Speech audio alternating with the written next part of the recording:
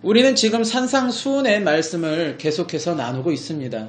산상수훈의 말씀은 하나님 백성으로 성화되어 가는 과정의 말씀인 것입니다. 더불어 진정한 예수 그리스도의 제자로 서기 위한 말씀인 것입니다. 심령이 가난함으로 자신을 하나님 앞에 겸손하게 낮추고 애통함으로 자신의 모든 죄와 허물을 회개하여 정결함을 받고 온유함으로 하나님의 의를 갖추고 전달하는 모습으로 무장하는 것입니다. 특별히 온유함은 내가 억지로 노력한다고 얻어지는 것은 아닙니다. 오히려 억지스러운 온유는 화병의 원인을 제공하거나 외식하는 자의 모습이 될 수도 있습니다.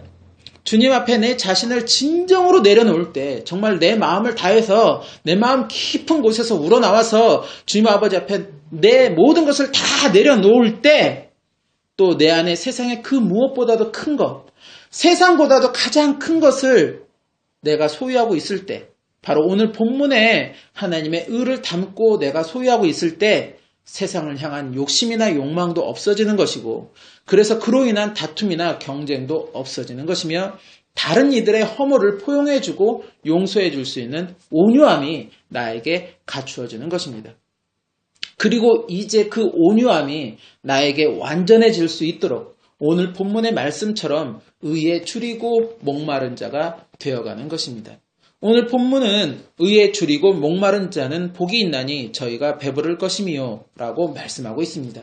그렇다면 여기서 말씀하는 의라는 것은 무엇일까요? 우리가 알고 있는 이 의라는 말은 바른 도리를 이야기합니다. 즉 사람으로서 지켜야 하는 바른 도리가 바로 의라는 것입니다. 군신 간의 관계, 부모 자식 간의 관계, 이웃 간의 관계 등 어떤 관계 속에서 지켜야 하는 바른 도리가 의인 것이고, 또 내가 속한 사회에서, 또 내가 속한 국가에서 지켜야 하는 규정된 바른 도리가 또 의인 것입니다. 그래서 의로운 사람, 곧 의인은 자신이 지켜야 하는 도리에 최선을 다한 사람이 바로 의인인 것입니다. 이따금 뉴스나 신문 매체에서 위급한 상황에 처한 사람의 생명을 위해서 자신을 내던져 구한 사람들의 이야기들을 듣게 됩니다. 그리고 그런 사람들을 의인이라고 우리는 이야기하고 때로는 지역에서 또 나라에서 표창을 주기도 합니다. 더불어 이런저런 매체들을 통해 그 사람의 행한 일들이 알려지고 많은 이들에게 선망의 대상이 되며 또 좋은 표본의 모습으로 자리하게 되는 모습들을 종종 보기도 합니다. 그런데 어찌 보면 참 아이러니한 일이 아닌가 하는 생각이 듭니다. 의라는 것이 지켜야 하는 마땅한 도리인데, 즉 사람이 지켜야 하는 마땅한 도리인데, 그 마땅한 도리를 지켰다고 표창을 받고 선망의 대상이 되고 좋은 표본이 된다는 것이 어찌 생각하면 참 아이러니하다는 것입니다. 왜일까요? 그만큼 우리는, 또 세상은 이 마땅히 지켜야 하는 도리를 지키지 못하고 살아가고 있다는 것입니다. 더불어 그 도리를 지키고 살아가는 사람들이 또한 그렇게 많지가 않다는 것입니다. 이기주의가 점점 확대되고 만연해지면서 옆에서 사람이 죽어가고 있는데도 자신의 일이 아니라고 해서, 자신과 관계되는 사람이 아니라고 해서 그냥 그저 강 건너 불구경식으로 외면하고 길을 가거나 심지어 그것을 동영상으로 촬영해서는 자신의 SNS에 자랑하듯이 이렇게 올리는 사람들도 있다는 것입니다. 중국에서 대낮에 많은 사람들이 왕래하는 그곳에서 사람이 차에 치였는데도 그 차는 그냥 도망가 버리고 주변에 사람들 어느 누구 하나 그 사람에게 달려와서 도움을 주는 사람이 없는 그 현장을 당시 교통 CCTV가 그것을 찍어서 고발되는 모습이 우리에게 전해진 적이 있습니다. 또 옆에서 여자가 다른 남자들에게 무차별적인 폭행을 당하는데도 불구하고 누구 하나 신고를 한다거나 말리거나 하는 사람이 없는 그런 모습들, 또 고층에서 자살하겠다고 위태롭게 서 있는 한 청소년의 모습을 어른들이 보면서도 불구하고 그것을 경찰에 신고한다거나 또 그 아이를 달래거나 하지 않고 오히려 그것을 동영상으로 찍으면서 자기들끼리 낄낄대는 모습들, 결국 그 청소년은 거기서 몸을 던져서 떨어져 죽고 말았습니다. 지난해 미국에서는 저수지에 빠져 살려달라고 허우적대는 사람을 보고도 신고도 하지 않고 오히려 물 밖으로 나오면 죽일 거라는 둥, 아무도 구해주지 않을 거야 이 바보 같은 놈이라는 둥, 그 사람을 조롱하며 결국 그 사람이 익사하는 그 장면을 고스란히 동영상으로 찍어서 자신의 SNS에 올린 10대 5명의 이야기가 사람들의 분노를 사게 한 일도 있었습니다. 그런데 또 한편으로 마음을 아프게 하는 것은 이런 소식들이 전해질 때마다 무수히 많은 사람들은 분노하고 그들을 질타하고 그들을 맹비난합니다. 그런데 아이러니하게도 이러한 소식들은 줄어드는 것이 아니라 점점 더 많이 들려지고 있다는 것입니다. 무슨 말입니까? 그렇게 맹비난하고 질타하는 그들 가운데서도 그들 역시도 그러한 상황 속에서는 같은 이기주의적인 모습을 보이고 있다는 것 아닌가 하는 생각이 든다는 것입니다. 점점 더 당연히 지켜야 하는 도리를 지키지 않는 것을 오히려 당연시하고 그 당연시되는 상황 속에서 자신이 지켜야 하는 도리를 지키는 사람이 점점 소수화되는 것이 바로 지금의 모습이라는 것이 우리의 마음을 아프게 한다는 것입니다. 어쨌든 이 의라는 것은 우리 사람이 지켜야 하는 바른 도리가 되는 것입니다. 다시 본문의 말씀으로 돌아와서 그러면 이 의에 줄이고 목마르다는 것은 무슨 의미일까요? 줄이다라는 것은 배가 고프다라는 말씀입니다. 그런데 여기서의 배가 고프다라는 표현은 단순히 한 끼, 두 끼, 세 끼 하루를 굶어서 못 먹어서 배가 고픈 그런 배고픔이 아니라 몇 날 며칠 아무것도 먹지를 못해서 지금 당장 죽을 것 같은 그런 배고픔. 그런 아사 직전의 배고픔이라는 것입니다. 또한 목마름 역시도 단순한 목마름이 아니라 뜨거운 사막에서 몇 날 며칠을 물을 전혀 마시지 못한 목이 바싹바싹 타들어가는 듯한 그런 고통스러운 목마름이라는 것입니다. 그 정도의 극한 배고픔과 목마름이라면 여러분은 무엇을 생각하시고 또 무엇을 하시겠습니까? 자신의 생명이 오락가락하는 정도의 배고픔과 목마름이라면 그 어떤 누구라도 다른 별 생각 없이 오직 하나 그 배고픔을 해결할 수 있는 양식, 또 그 목마름을 해결할 수 있는 물을 구하고 찾으려고 온 집중을 다하게 될 것입니다. 그것은 곧 그만큼 자신의 그 배고픔과 목마름을 해결해 줄 그 무언가에 대한 간절함이 최고조 극에 달하게 된다는 것입니다.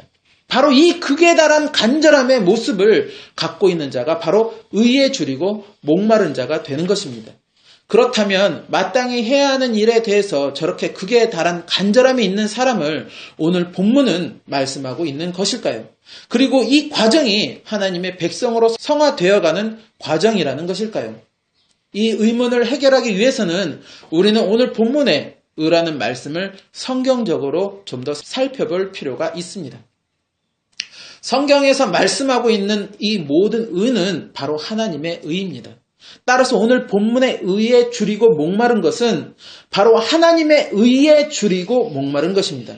마태복음 6장 33절은 그리스도인이라면 누구나 다 아는 그런 말씀입니다. 바로 너희는 먼저 그의 나라와 그의 의를 구하라. 그리하면 이 모든 것을 너희에게 더하시리라. 즉 우리가 하나님을 믿는다 하면서도 여전히 세상에서 먹을 것, 마실 것, 입을 것들을 이방인처럼 구하지 말고 오직 우리는 하나님의 나라와 의를 먼저 구하라는 말씀인 것입니다. 그리하면 하나님은 이미 우리에게 무엇이 필요하고 있어야 하는 줄을 다 아시기에 그 모든 것을 우리에게 더해 주신다는 약속의 말씀인 것입니다. 그렇다면 하나님의 의는 정확하게 무엇을 의미하는 것일까요? 로마서 3장 19절 이하에 보면 사도 바울은 아예 하나님의 의는 바로 이것이다 라고 하나님의 의를 정의하고 있습니다. 로마서 3장 19절에서 31절 말씀, 우리가 알거니와 무릇 율법이 말하는 바는 율법 아래에 있는 자들에게 말하는 것이니 이는 모든 입을 막고 온 세상으로 하나님의 심판 아래 있게 하려 함이니라. 그러므로 율법의 행위로 그의 앞에 의롭다 하심을 얻을 육체가 없나니 율법으로는 죄를 깨달음이니라. 이제는 율법 외에 하나님의 한 의가 나타났으니 율법과 선지자들에게 증거를 받은 것이라. 곧 예수 그리스도를 믿음으로 말미암아 모든 믿는 자에게 미치는 하나님의 의인이 차별이 없느니라. 모든 사람이 죄를 범하였음에 하나님의 영광에 이르지 못하더니 그리스도 예수 안에 있는 구속으로 말미암아 하나님의 은혜로 값없이 의롭다 하심을 얻은 자 되었느니라.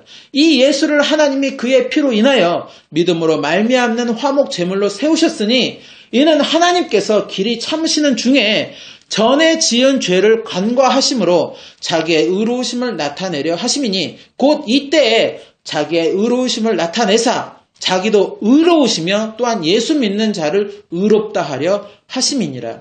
그런즉 자랑할 때가 어디뇨? 있을 수가 없느니라. 무슨 법으로냐? 행위로냐? 아니라 오직 믿음의 법으로니라.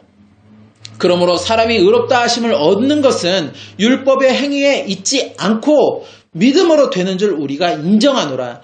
하나님은 홀로 유대인의 하나님뿐이시뇨 또 이방인의 하나님은 아니시뇨 진실로 이방인의 하나님도 되시느니라.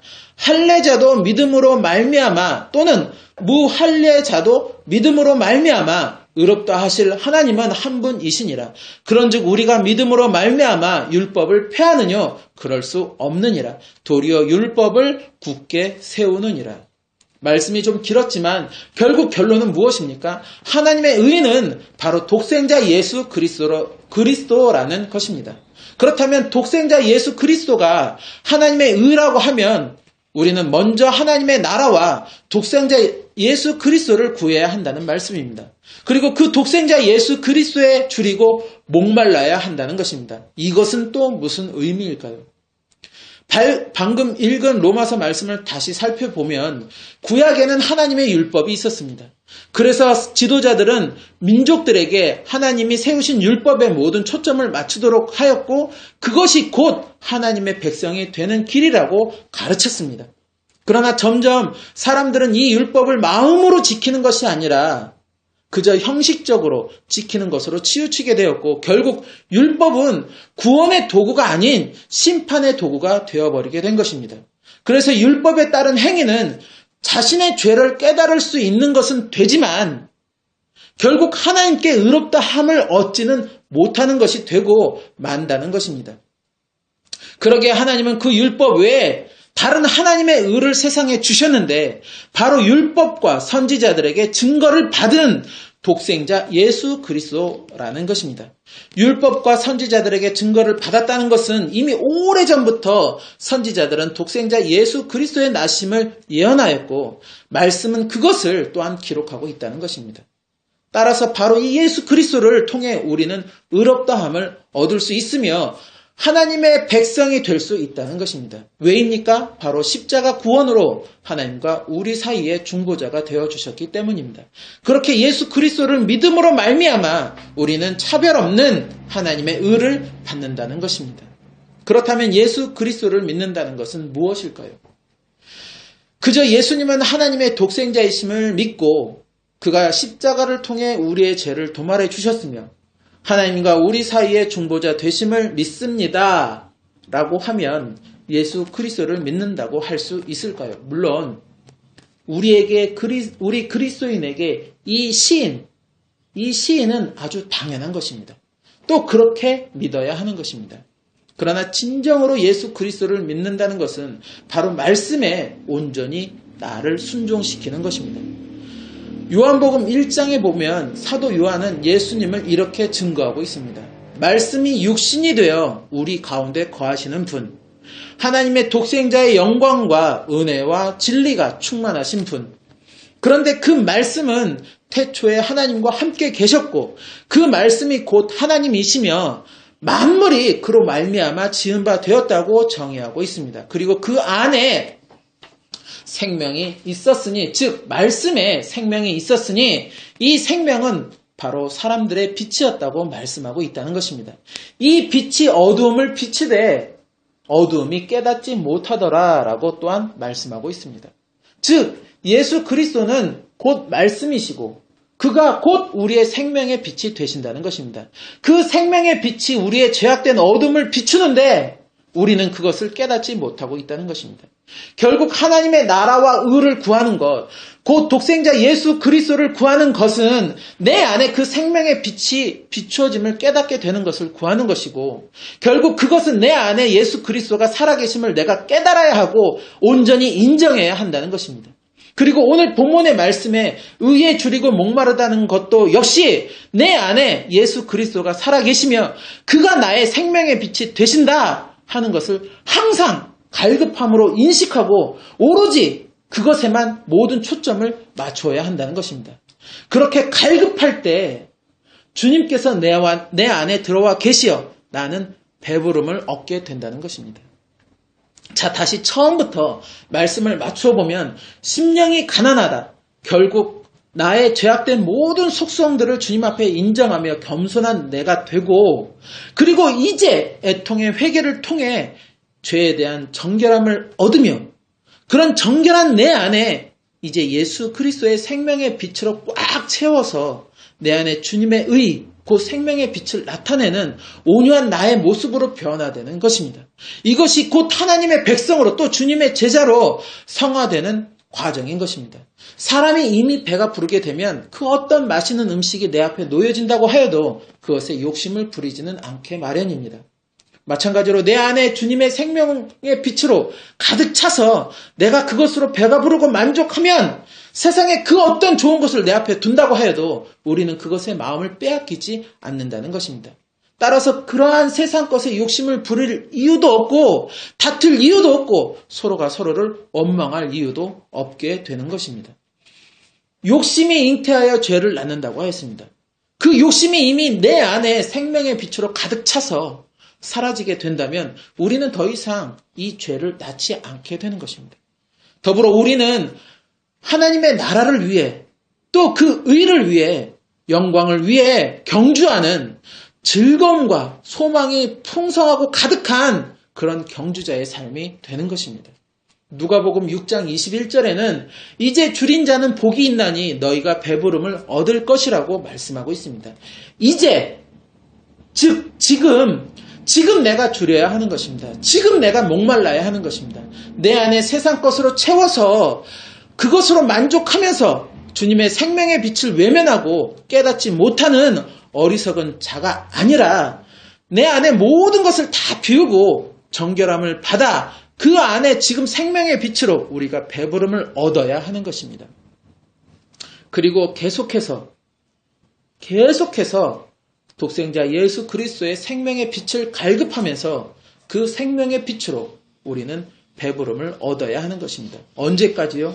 우리가 하나님 앞에 서는 그날까지